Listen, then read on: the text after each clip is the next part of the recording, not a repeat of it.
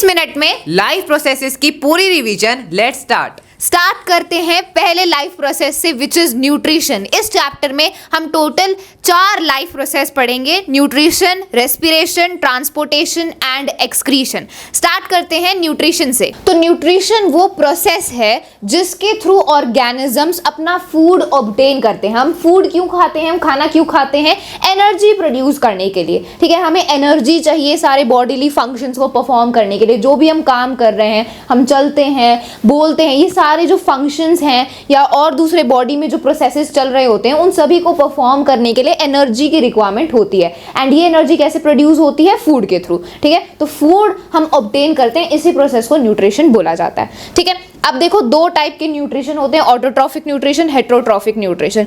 Autotrophic nutrition जो करते हैं वो ऑटोट्रॉफ्स बोले जाते हैं। ऑटोट्रॉफ्स अपने फूड को खुद बना सकते हैं, ठीक है। तो वो हो गया, वो न्यूट्रिशन कौन सा है? ऑटोट्रॉफिक न्यूट्रिशन है। एंड जो ऑटोट्रॉफ्स हैं वो अपने खाने को खुद बना सकते हैं, अपनी फूड खुद बना सकते हैं with the process of photosynthesis. जैसे कि ग्रीन प्लांट्स, जो ग्रीन प्लांट्स होते हैं वो अपना फूड खुद बनाते हैं फोटोसिंथेसिस की हेल्प से। एंड हेटेरोट्रॉफिक न्यूट्रिशन क्या है? हेटेरोट्रॉफिक न्यूट्रिशन जो करते हैं वो हेटेरोट्रॉफ्स होते हैं एंड ये अपना खाना खुद नहीं बना सकते, they can not make their own food. अब हेटेरोट्रॉफिक न्यूट्रिशन भी 3 टाइप के होते हैं: parasitic nutrition, saprotrophic nutrition and holozoic nutrition. देखो, पैरासिटिक न्यूट्रिशन में क्या होता है, जो ऑर्गेनिज्म है वो अपना फूड किसी दूसरे ऑर्गेनिज्म से ऑब्टेन करता है बिना उसको मारे, ठीक है। बिना उसको किल किए वो उस दूसरे ऑर्गेनिज्म से अपना खाना ऑब्टेन कर लेता है, ठीक है। जैसे कि मॉस्किटो, जो मच्छर होते हैं वो हमारी बॉडी पर आकर हमारा खून चूसते हैं, लेकिन हम उससे मरते तो है नहीं और वो अपना फूड भी ऑब्टेन कर लेते हैं। तो mosquito, leches,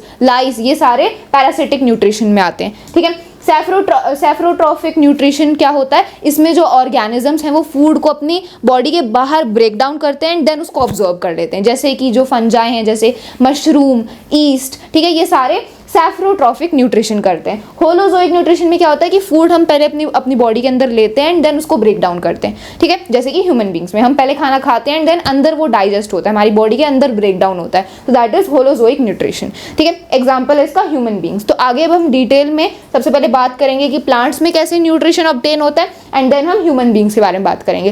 first let's discuss about nutrition in plants. तो देखो, प्लांट्स में न्यूट्रिशन कैसे होता है, प्लांट्स अपना खाना कैसे बनाते हैं? फोटोसिंथेसिस प्रोसेस की हेल्प से, ठीक है। देखो, plants make their own food using sunlight, carbon dioxide from air, water from soil and chlorophyll. Plants अपना खाना खुद बनाते हैं फोटोसिंथेसिस प्रोसेस की हेल्प से। एंड वो किन किन चीज़ों का यूज़ करते हैं? एयर में जो कार्बन डाइऑक्साइड प्रेजेंट है उसका यूज़ करते हैं, सन से जो सनलाइट आ रही है उसका यूज़ करते हैं, एंड सॉइल से वाटर एंड क्लोरोफिल का यूज़ करते हुए वो अपना खाना खुद बनाते हैं, ठीक है। अब होता क्या है, देखो यहाँ पर आपको स्टेप्स पूरे अच्छे से पता होने चाहिए।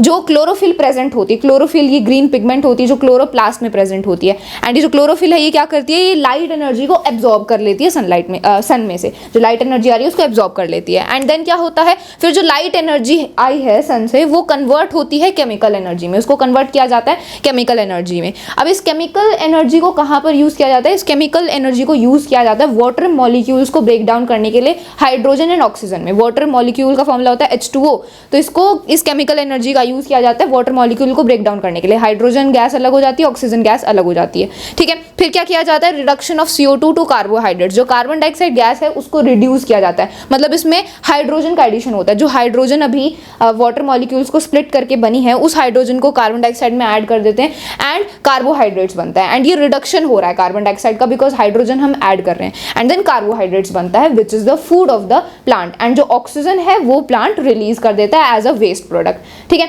अब ये तो पूरा प्रोसेस होता है फोटोसिंथेसिस का, ऐसे अपना जो प्लांट है वो अपना खाना खुद बनाते हैं। अब प्लांट्स के थ्रू गैसेस का एक्सचेंज कैसे होता है? कैसे जो प्लांट्स हैं वो कार्बन डाइऑक्साइड लेते हैं, ऑक्सीजन छोड़ते हैं, ठीक है। हम जानते हैं कि जो प्लांट्स हैं वो एक्सेस ऑफ वाटर को भी लूज करते हैं। तो ये कैसे होता है? ये exchange of gases, loss of water, ये कैसे होता है प्लांट्स में? तो ये होता है स्टोमेटा के थ्रू। स्टोमेटा टाइनी पोर्स होते हैं जिनके थ्रू, ये टाइनी ओपनिंग्स होती हैं जिनके थ्रू एक्सचेंज होता है, ठीक है। अब देखो, opening and closing of stomata, कभी जो स्टोमाटा है वो कभी ओपन होते हैं कभी क्लोज होते हैं। ये किस पर डिपेंड करता है? ये डिपेंड करता है गार्ड सेल्स पर। स्टोमाटा के दोनों तरफ ये किडनी शेप्ड बीन्स होते हैं, गार्ड सेल्स होते हैं एंड यही रिस्पॉन्सिबल होते हैं स्टोमाटा की ओपनिंग एंड क्लोजिंग के लिए। अगर गार्ड सेल्स में पानी भर जाएगा तो ये फूल जाते हैं एंड जो स्टोमेटल पोर है वो खुल जाता है।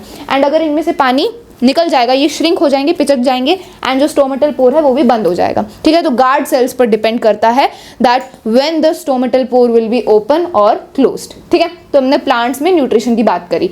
अब बात करते हैं न्यूट्रिशन इन ह्यूमंस। हम अपने न्यूट्रिशन को कैसे ऑब्टेन करते हैं, हमारे में ये प्रोसेस कैसे होता है। तो देखो, सबसे पहले जैसे ही हम खाना अपने मुंह में डालते हैं तुरंत जो डाइजेशन का प्रोसेस है वो शुरू हो जाता है। जैसे ही हमने खाना अपने मुंह में डाला तो हमारे मुंह में क्या होते हैं, सलाइवरी ग्लैंड्स होते हैं जो कि सलाइवा प्रोड्यूस करते हैं, ठीक है। सलाइवा में क्या होता है, सलाइवा में एक एंजाइम होता है जिसका नाम होता है सलाइवरी अमाइलेस। यहाँ पर लिखा है सलाइवरी अमाइलेस। ये क्या करता है, ये कार्बोहाइड्रेट को ग्लूकोज में ब्रेक डाउन करता है, मतलब स्टार्च को सिंपल शुगर में ब्रेक डाउन करता है, ठीक है। डाइजेशन प्रोसेस में यही होता है, जो कम्प्लेक्स फूड मटीरियल है उसको सिंपल फूड मटीरियल में ब्रेक डाउन किया जाता है एंड उसके लिए अलग अलग एंजाइम्स होते हैं। तो सलाइवरी अमाइलेस हमारे सलाइवा में होता है जो कि कार्बोहाइड्रेट को ग्लूकोज में ब्रेक डाउन करता है, ठीक है। अब जो फूड है वो हमारे माउथ से पहले जो फूड है उसको ब्रेक डाउन कर दिया जाता है छोटे छोटे पीसेस में ताकि वो इजीली ट्रांसपोर्ट हो सके, ठीक है। एंड देन जो फूड है वो हमारी ईसोफेगस के थ्रू, ईसोफेगस ही हमारी फूड पाइप होती है जो कि खाने को ट्रांसपोर्ट करता है टू द स्टमक। ओके, तो ईसोफेगस ना कुछ मूवमेंट्स करता है जिसको पेरिस्टाल्टिक मूवमेंट्स बोला जाता है, ठीक है। वो कभी पिचकता है, फिर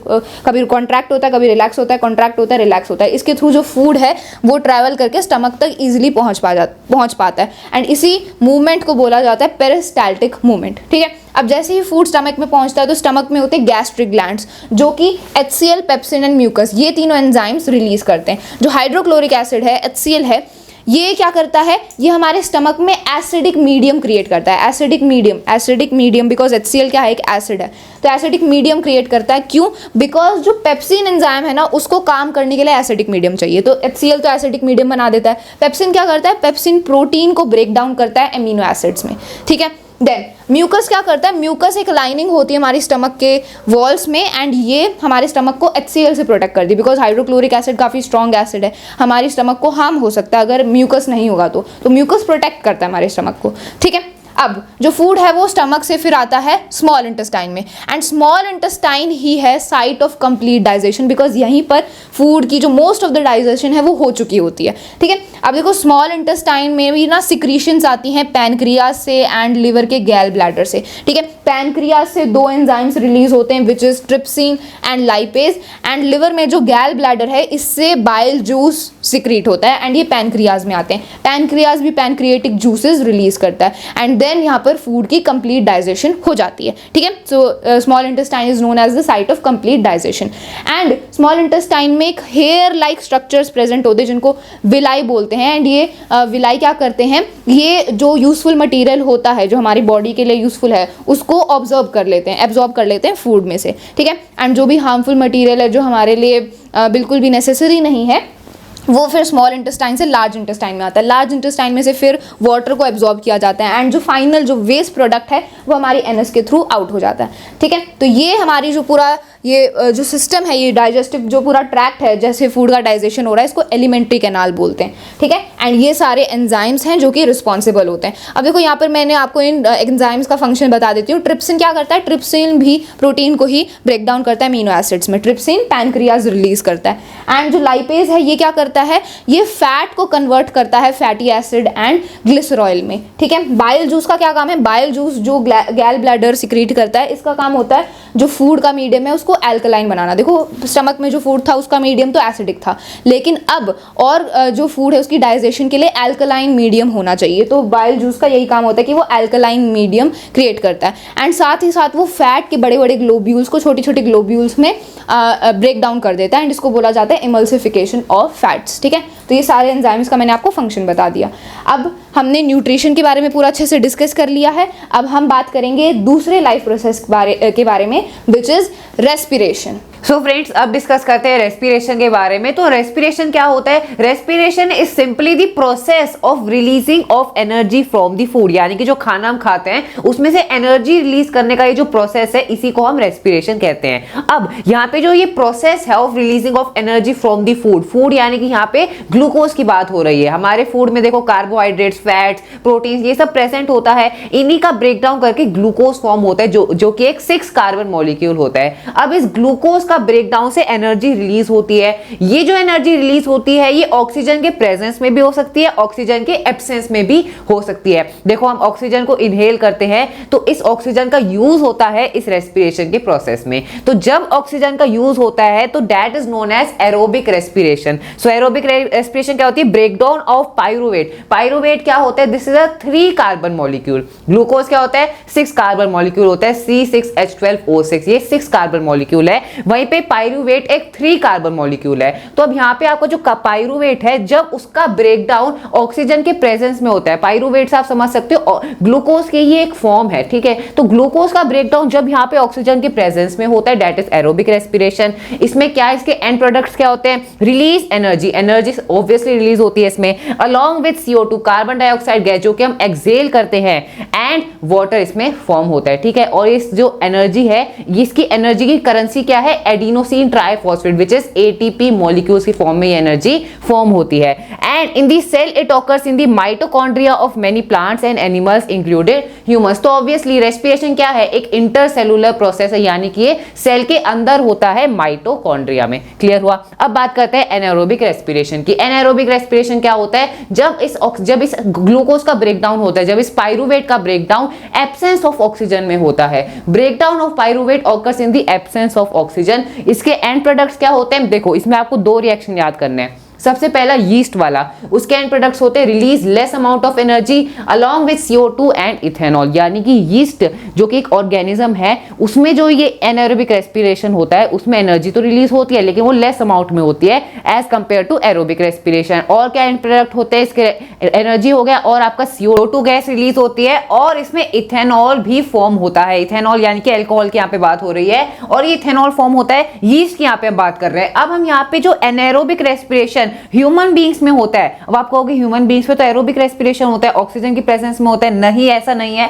एनाएरोबिक रेस्पिरेशन भी होता है हमारे मसल सेल्स में। मसल सेल्स में एनाएरोबिक रेस्पिरेशन कब होता है? जब आप बहुत इंटेंस वर्कआउट करते हो, इंटेंस एक्सरसाइज करते हो तो वहां पे ऑक्सीजन की रिक्वायरमेंट ज्यादा होती है, हम जल्दी जल्दी सांस लेते हैं लेकिन उतना ऑक्सीजन फुलफिल डिमांड नहीं हो पाती जिस वजह से ऑक्सीजन की कमी हो जाती है, यानी कि एनाएरोबिक रेस्पिरेशन होता है मसल सेल्स में। अब इसके एंड प्रोडक्ट्स क्या होते हैं? 2 एंड प्रोडक्ट होते हैं, lactic acid and obviously energy भी यहाँ पे फॉर्म होती है। एंड दिस कॉज क्रैम्प्स, यानी कि जो मसल्स में आपको पेन होता है, इंटेंस पेन होता है, and this is because of the anaerobic respiration in the muscle cells. तो यहाँ पे आपने टोटल 3 केमिकल रिएक्शन डिस्कस करे, आप यहाँ पे पिक्चर में भी देख सकते हो। अब नेक्स्ट है plant have low energy needs. अब ऐसा नहीं है कि सिर्फ ह्यूमन बींग्स में ही एनर्जी की नीड होती है, जो ग्लूकोज का ब्रेकडाउन होता है प्लांट्स में भी सेम प्रोसेस होता है but it is low, the need is low as compare to the human beings. आगे बढ़े, अब डिस्कस करते हैं रेस्पिरेशन इन ह्यूमंस। तो हमने रेस्पिरेशन जान लिया, एरोबिक क्या होता है, एनाएरोबिक रेस्पिरेशन क्या होता है। अब हम यहाँ पे कुछ रेस्पिरेटरी मैकेनिज्म यानी कि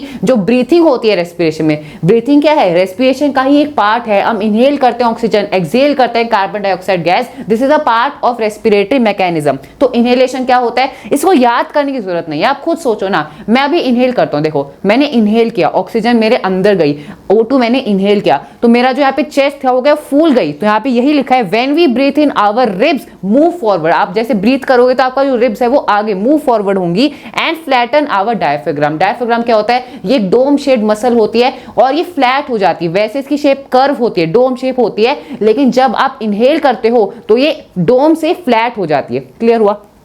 एक अगला है एक्सेलेशन। एक्सेलेशन क्या होता है? जब हम एक्सेल करते हैं कार्बन डाइऑक्साइड गैस, ठीक है, और आपने इनहेल करा, वो ऑक्सीजन ग्लूकोज के साथ मिलके रेस्पिरेशन हुआ, एनर्जी फॉर्म हुआ, H2 यानी कि वाटर फॉर्म हुआ और एनर्जी रिलीज होती है। तो ये जो प्रोसेस है ये ऑक्सीजन इनहेल करने के बाद हो गया। उसके बाद एंड प्रोडक्ट जो आपका CO2 है वो आप एक्सेल करते हो एंड यहाँ पे एक्सेलेशन में when we breathe out the ribs move downward.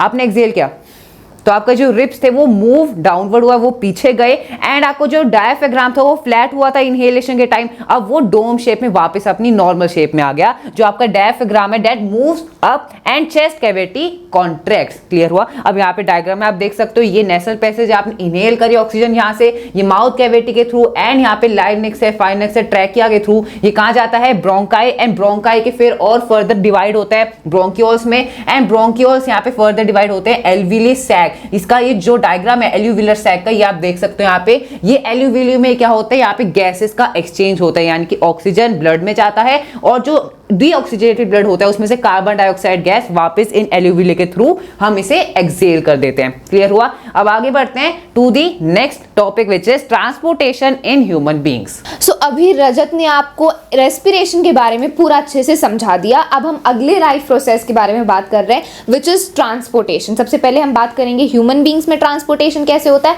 फिर हम प्लांट्स की बात करेंगे। देखो हमारी बॉडी में जो भी फूड है, ऑक्सीजन है और दूसरे जो यूजफुल सब्सटेंसेस हैं उनको पूरी बॉडी में पहुंचाना होता है, पूरी बॉडी में वो ट्रांसपोर्ट होने चाहिए एंड ये सर्कुलेटरी सिस्टम के थ्रू होता है। ठीक है, तो अब देखो हम सबसे पहले ह्यूमन बींग्स में बात करते हैं। तो हमारे अंदर 3 ब्लड वेसल्स होती हैं। ब्लड वेसल्स होती हैं, ये 3 टाइप की होती हैं, आर्टरीज, वीन्स एंड कैपिलरीज। इनके थ्रू ही जो भी यूजफुल सब्सटेंसेस हैं, ऑक्सीजन है, ब्लड है, वो ट्रांसपोर्ट होता है, सर्कुलेट होता है हमारी पूरी बॉडी में। ठीक है, तो देखो सबसे पहले है आर्टरीज। आर्टरीज क्या करती हैं, ये वो ब्लड वेसल्स होती हैं जो कि हार्ट से ब्लड को और दूसरे वेरियस ऑर्गन्स तक लेकर जाती हैं। ठीक है, इनका काम क्या होता है, ये हार्ट से वेरियस ऑर्गन्स तक ब्लड को लेकर जाते हैं, from heart to the various organs of the body. जबकि वीन्स का काम होता है कि ये ब्लड को कैरी करती हैं हार्ट तक from various organs of the body. मतलब हमारी बॉडी में जो अलग अलग ऑर्गन्स हैं उनसे ब्लड लेकर आती है हार्ट तक, ये वीन्स का काम होता है। ठीक है, तो अपोजिट फंक्शन है इनका।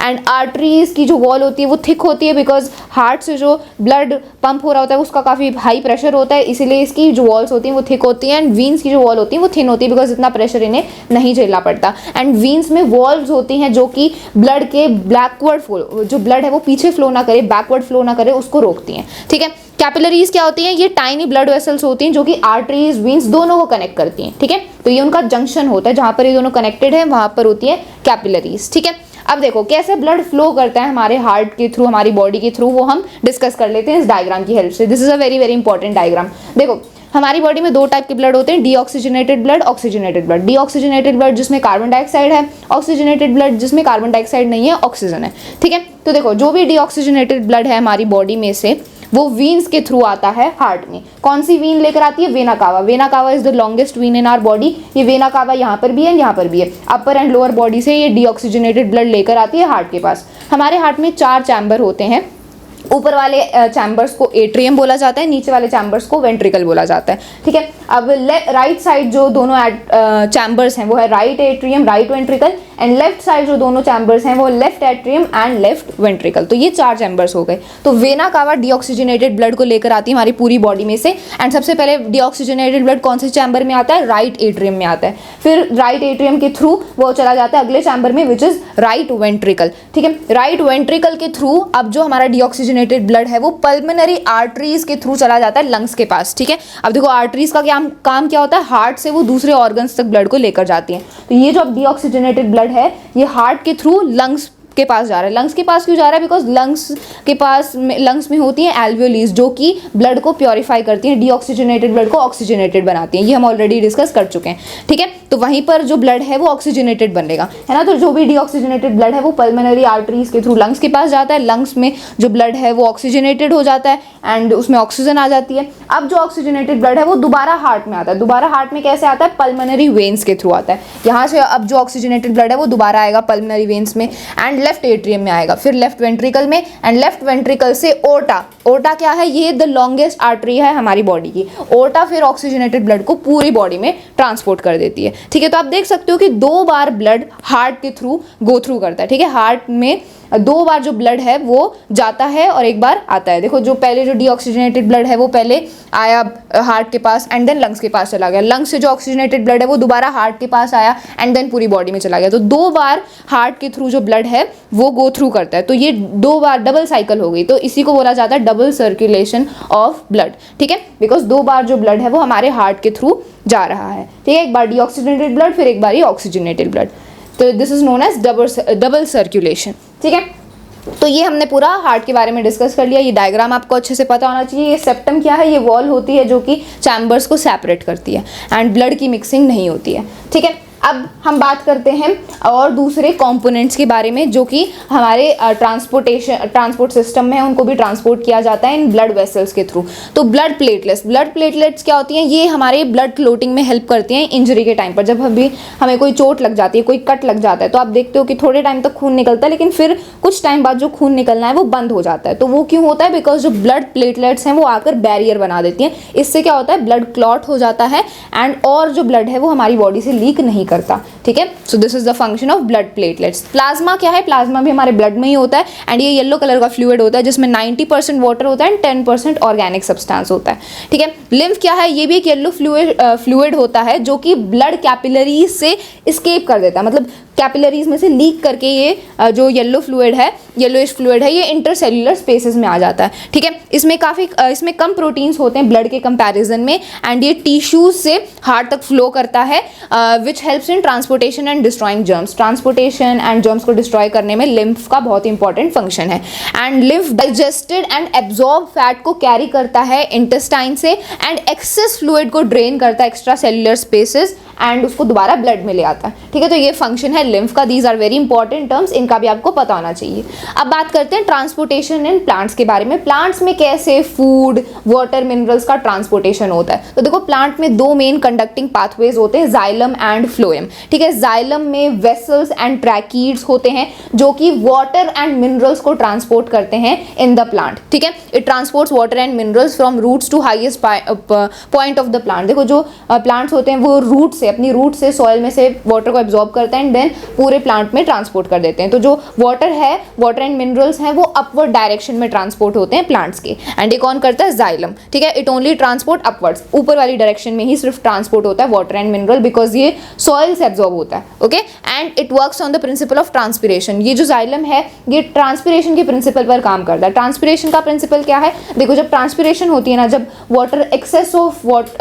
प्लांट एक्सेस ऑफ वाटर को लॉस करता है अपने लीव्स के थ्रू, स्टोमाटा के थ्रू, तो अब जो वाटर लॉस हो रहा है ट्रांसपिरेशन के थ्रू, तो क्या हो जाता है, ऊपर एक वैकेंसी क्रिएट हो जाती है। ठीक है, एक सक्शन क्रिएट हो जाता है। ठीक है, एंड इससे क्या होता है, इससे जो जाइलम है वो रूट से और पानी को कंडक्ट करता है बिकॉज ट्रांसपिरेशन से वाटर का लॉस होता जा रहा है, तो वैकेंसी बनती जा रही है, सक्शन क्रिएट हो रहा है। इससे जो रूट प्रेशर बनता है, जो रूट है वो और ज़्यादा पानी को कंडक्ट करता है, एब्जॉर्ब करता है सॉइल में से एंड देन वो वाटर ट्रैवल करते करते आता है स्टोमाटा तक and then excess of water का लॉस होता रहता है। तो लॉस होता रहता है एंड रूट में से वाटर एब्जॉर्ब होता रहता है। तो ये इसको बोला जाता है ट्रांसपिरेशन पुल। ठीक है, एंड जाइलम इसी के प्रिंसिपल पर काम करता है। ठीक है, फ्लोएम क्या करता है? फ्लोएम फूड को ट्रांसपोर्ट करता है पूरे प्लांट में, from leaves to other parts of the plant. Leaves में बनता है फूड, सो लीव से पूरे प्लांट में फूड को ट्रांसपोर्ट करने का काम है फ्लोएम का। फ्लोएम में जो sieve tubes and companion cells होते हैं उनकी हेल्प से ये फूड को ट्रांसपोर्ट करता है। ठीक है, एंड जो फूड का ट्रांसपोर्ट है वो अपवर्ड डाउनवर्ड दोनों डायरेक्शन में होता है बिकॉज फूड तो हर एक पार्ट को चाहिए होता है, चाहे वो रूट हो चाहे वो टॉप हो, तो दोनों ही डायरेक्शन में फूड का ट्रांसपोर्ट होता है। एंड जो ट्रांसपोर्ट ऑफ फूड है लीव से अदर पार्ट्स ऑफ प्लांट तक, इसको बोला जाता है ट्रांसलोकेशन। इस प्रोसेस को ट्रांसलोकेशन बोला जाता है। एंड ये जो फूड का ट्रांसपोर्ट है ना, इसमें एनर्जी यूज़ होती है, तो जो एनर्जी सेव है प्लांट के पास एटीपी के फॉर्म में, उस एनर्जी का यूज़ किया जाता है फूड को ट्रांसपोर्ट करने के लिए एंड इसी प्रोसेस को ट्रांसलोकेशन बोलते हैं। ठीक है, तो ये है transportation in plants. Xylem and phloem का मेन रोल है इसमें, जो कि हमने अच्छे से डिस्कस किया। अब हम लास्ट लाइफ प्रोसेस के बारे में बात करेंगे विच इज एक्सक्रीशन। सो फ्रेंड्स, अब हम एक्सक्रीशन इन ह्यूमन बींग्स डिस्कस करते हैं with the help of this diagram. तो इस डायग्राम में आप देख सकते हो कि सबसे पहले क्या है, सबसे पहले है वन पेयर ऑफ किडनी। यहाँ पे वन पेयर है किडनी का। फिर क्या है, हमें दिख रही है लेफ्ट रीनल आर्टरी, जो रेड कलर का आपको दिख रहा है, this is the left renal artery. ठीक है, एंड यहाँ पे उसके नीचे हम देख सकते हैं दिस, ये जो ब्लू कलर का आपको दिख रहा है ये है आपका left renal vein. Red colour में आर्टरी हमेशा हार्ट से ब्लड को दूर लेके आती है और वीन हमेशा बॉडी पार्ट से हार्ट की तरफ ब्लड लेके जाता है। ठीक है, वीन का ये हो गया आपकी left renal vein, blue colour की, रेड कलर की आपकी लेफ्ट रीनल आर्टरी। ओके, वैसे ही राइट भी आप देख सकते हो। और फिर हम क्या देख सकते हैं, वन पेयर ऑफ यूरेटर है, ये आपका लेफ्ट यूरेटर, जो व्हाइट कलर का आप देख रहे हो, this is the left ureter and this is the right ureter. और ये यूरेटर कनेक्ट करते हैं यूरिनरी ब्लैडर को। यूरिनरी ब्लैडर में हमारा यूरिन स्टोर होता है और फिर यूरिनरी ब्लैडर से यूरेथ्रा के थ्रू हमारा जो यूरिन है, जो वेस्ट प्रोडक्ट है, वो एक्सक्रीट हो जाता है आउट ऑफ द बॉडी। अब ये डायग्राम आपको आपको ध्यान रखना है, डायग्राम जरूर आएगा एग्जाम में, तो सारे जो डायग्राम्स है खासकर बायोलॉजी में उन्हें बनाकर देखना, प्रैक्टिस करना। आगे बढ़े, अब डिस्कस करते हैं हमारी जो फिल्ट्रेशन यूनिट्स हैं विच इज नेफ्रॉन, उनके बारे में। So now let's move on. Okay, so अब नेफ्रॉन के बारे में डिस्कस करेंगे। नेफ्रॉन क्या होते हैं? Each kidney has contain many millions filtration unit called as nephron. इन्हें हम क्या कहते हैं? फिल्ट्रेशन यूनिट कहते हैं। और मिलियंस ऑफ नेफ्रॉन्स प्रेजेंट होते हैं किडनीज में। ये जो ब्लड होता है, ब्लड में ऑब्वियसली देखो, जैसे ब्लड में से जो कार्बन डाइऑक्साइड गैस है, जो डीऑक्सीजनेटेड ब्लड होता है, उसमें से कार्बन डाइऑक्साइड गैस को सेपरेट किया जाता है। वैसे ही उस ब्लड में बहुत यूरिया, निट्रिक एसिड, जो नाइट्रोजनस वेस्ट होता है, उसको भी सेपरेट करना होता है। और उसे सेपरेट हम कैसे करते हैं? नेफ्रॉन्स करते हैं। ये नेफ्रॉन्स फिल्ट्रेशन यूनिट होती हैं। इनका क्या फंक्शन होता है? मेन फंक्शन इनका होता है excretion of the nitrogenous waste, uric acid, urea जो हमारे ब्लड में प्रेजेंट होता है उसे रिमूव करना, उसे मतलब सेपरेट करना ब्लड में से, to maintain the water and ionic balance. ये भी इसका फंक्शन होता है। अब नेफ्रॉन के डायग्राम को देखते हैं। यहाँ पे हम देख सकते हैं कि सबसे पहले आती है ब्रांच ऑफ रीनल आर्टरी, और यहां से हमारा ब्लड आता है जिसे हमें फिल्टर करना है। ठीक है, तो यहां से आपका ब्लड आ गया जिसे हमें फिल्टर करना है। अब सबसे पहले आता है आपकी बोमेंस कैप्सूल। बोमेंस कैप्सूल ये कप लाइक होता है और इसके अंदर ग्लोमेरुलस होता है। और इसके अंदर क्या होता है? आपके ब्लड में से जो आप कह सकते हो वेस्ट प्रोडक्ट है, जो यूरिया है, यूरिक एसिड है, जो नाइट्रोजनस वेस्ट है, उसे सेपरेट किया जाता है। लेकिन अब इसका यहाँ पे ऐसा नहीं कि सारा जो वेस्ट है और जो प्योर ब्लड है उसे पूरा सेपरेट कर देते हैं, ऐसा नहीं होता। कुछ आपका ग्लूकोज हो गया, साल्ट्स हो गए, जो यूजफुल मटेरियल है, वो भी उस वेस्ट में आ जाता है। अब उसको हमें वापस सिलेक्टिवली रीएब्सॉर्ब करना पड़ेगा। और वो सिलेक्टिव रीएब्सॉर्प्शन कहां पे होता है? यहां पे होता है। देखो यहां से बोमेंस कैप्सूल में गया सबसे पहले, फिर यहां से रीनल आर्टरी के थ्रू आता है यहां पर। और ये जो व्हाइट कलर, ये जो कप शेप आपको दिख रहा है, यहां पे क्या होता है? यहां पे आपका वापस सिलेक्टिव रीएब्सॉर्प्शन होता है। ठीक है, सिलेक्टिव रीएब्सॉर्प्शन होता है, जो आपका आप कह सकते हो कि जो यूजफुल मटेरियल है उसे वापस सेपरेट कर दिया जाता है उसमें से जो वेस्ट है। फिर अब जो आपका फाइनल वेस्ट है यूरिन की फॉर्म में, वो यहां से जाता है कहां पे? कलेक्टिंग डक्ट में। देखो यहां व्हाइट से एरोस भी रिप्रेजेंट हो रही है, एंड ये आपका कलेक्टिंग डक्ट है। ये कलेक्टिंग डक्ट किसको कनेक्ट करता है? यूरिनरी ब्लैडर को कनेक्ट करता है। ठीक है, यहां से सबसे पहले यूरेटर के through urinary bladder, then urethra, और फिर जो वेस्ट प्रोडक्ट है दैट इज एक्सक्रीटेड आउट। वापस एक बार डिस्कस करें। देखो ब्लड आया branch of the renal artery से, बोमेंस कैप्सूल में गया, यहाँ पे आपका वेस्ट सेपरेट हुआ, लेकिन कुछ जो यूजफुल मटेरियल है वो भी अभी ब्लड में डिसॉल्व है। अब उसको हमें वापस क्या करना है? रीएब्सॉर्ब करना है। और वो रीएब्सॉर्ब होता है, देखो यहाँ से व्हाइट जो आपके है ना, जो लूप है, हेनले लूप, यहाँ से होता हुआ नीचे जाता है और एक कप शेप में वापस यहाँ पे क्या होता है? सिलेक्टिव रीएब्सॉर्प्शन होता है, सेपरेशन होता है वेस्ट का। फिर वो वेस्ट यहाँ से होता हुआ कलेक्टिंग डक्ट के through ureter, then urinary bladder, then urethra के थ्रू एक्सक्रीट हो जाता है। क्लियर हुआ? अब आगे बढ़ते हैं और डिस्कस करते हैं last topic which is excretion in plants. तो plant use different strategies for excretion of different product, और बहुत इंपॉर्टेंट टॉपिक है। इस पे बेस्ड मेरा हाफ ईयरली में एमसीक्यू भी आया था, तो ध्यान से पढ़ना कि क्या क्या अलग अलग तरीके हैं जिसके थ्रू प्लांट अपने जो एक्सक्रीटरी प्रोडक्ट्स होता है उन्हें रिमूव करता है अपनी बॉडी में से। तो देखो सबसे पहले ऑक्सीजन है, carbon dioxide is diffuse through stomata. Stomata के थ्रू जो गैसेस होती हैं, ऑक्सीजन हो गया, कार्बन डाइऑक्साइड गैस होगी, इन्हें रिलीज किया जाता है, डिफ्यूज किया जाता है। अब बात करते हैं वाटर की। तो जो एक्सेस वाटर होता है, आप देखो जैसे मान लो 100% वाटर है, उसमें से 95-97% तो वेस्ट होता है, बस 5-6% जो रूट्स हैं, जो प्लांट है वो उसे यूज करता है। बाकी का जो वाटर है उसे रिलीज कर दिया जाता है through the process of transpiration. ठीक है, ट्रांसपीरेशन कैसे होता है? आपके एरियल पार्ट्स होते हैं, स्टेम हो गया, लीफ हो गया, उनके थ्रू इस एक्सेस वाटर को रिलीज कर दिया जाता है। ठीक है, नेक्स्ट है plant can even lose some of their old parts like old leaf, जो आप देखते हो पत्तियां झड़ती हैं, and the bark of the tree, उसे वो शेड कर देता है प्लांट। अब नेक्स्ट है